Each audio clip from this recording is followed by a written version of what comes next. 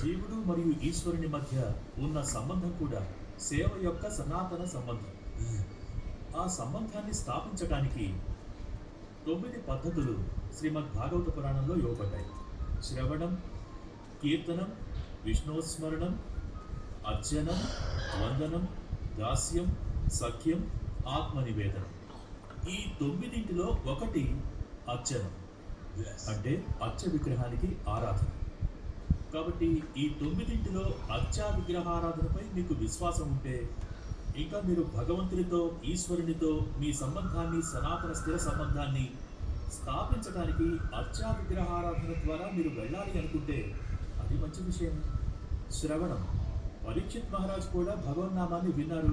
కీర్తనం, సుఖదేవ గోస్వామి కీర్తన చేశారు. వందనం, భగవంతుని ముందు ప్రార్థన, లేదా మీరు ఒక చోట కూర్చుని ప్రార్థన చేయండి. కాబట్టి ఈ పద్ధతులన్నీ పూజనీయమైనవి, ఇవన్నీ కూడా సరైనవి, నిజమైనవి కూడా. కానీ ఆలోచించండి, ఈ రోజుల్లో ఆధునిక విద్యా వ్యవస్థలో మరియు సాధారణ ప్రజల్లో సనాతన ధర్మానికి సంబంధించి ప్రామాణికమైన సిలబస్ అంటూ ఏమీ లేదు. అవగాహన తక్కువగా ఉంది. ఇంకా ఇంత వైవిధ్యాన్ని చూసి ప్రజలు గందరగోళం చెందుతారు. కాబట్టి అందుకే ఈ విషయాన్ని అర్థం చేసుకోవడానికి బదులుగా ప్రజలందరూ గుడికి వెళ్ళి కనీసం నేను ఏదో ఒకటి చెయ్యాలి, కనీసం చేతులు జోడించి ప్రార్థన చేయాలనుకుంటారు. కాబట్టి 9 దానినే 9గా భావించారు. ఎందుకంటే ఏం చేయాలి?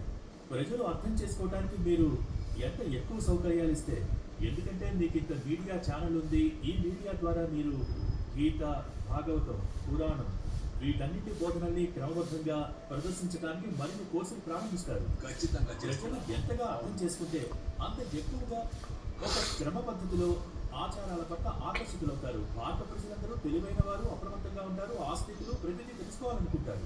ఎంత సౌకర్యం ఇస్తే అంత ఎక్కువగా వారు నీటిలోకి తిరిగి వచ్చే చేపలా ఉంటారు. Thank you sir. చాలా చాలా ధన్యవాదాలు గురువు గారు, మీకు చాలా ధన్యవాదాలు. నేను మీకు చాలా కృతజ్ఞుడిని. చాలా కృతజ్ఞుడిని. మీరు ఇంత సానుకూలతను వ్యాప్తి చేయడానికి, జ్ఞానాన్ని వ్యాప్తి చేయడానికి మీ విలువైన సమయాన్ని ఇస్తున్నందుకు మిమ్మల్ని అభినందిస్తున్నాను. కృష్ణుడు గీతలో అంటాడు, యజ్ఞం ఆచరితి శ్రేష్ఠస్ దత్తం ఏవేకరో జనా స్వయం ప్రమాణం కురితే లోకస్తత్ అనువర్తతే. సమాజంలో గౌరవనీయ వ్యక్తులు ఎలా చేస్తారో సామాన్య వ్యక్తి కూడా అలాగే చేస్తారు. కాబట్టి వ్యాపారవేత్తలు ఈ విధంగా ధర్మం పట్ల ఆసక్తి తీసుకుంటే, ధర్మ ప్రచారంలో సహాయకులుగా, నిమిత్తంగా మారితే చాలా గొప్ప ఉదాహరణగా నిలిచిపోతారు. అద్భుత కార్యక్రమాన్ని నిర్వహించినందుకు నేను మిమ్మల్ని అభినందిస్తున్నాను.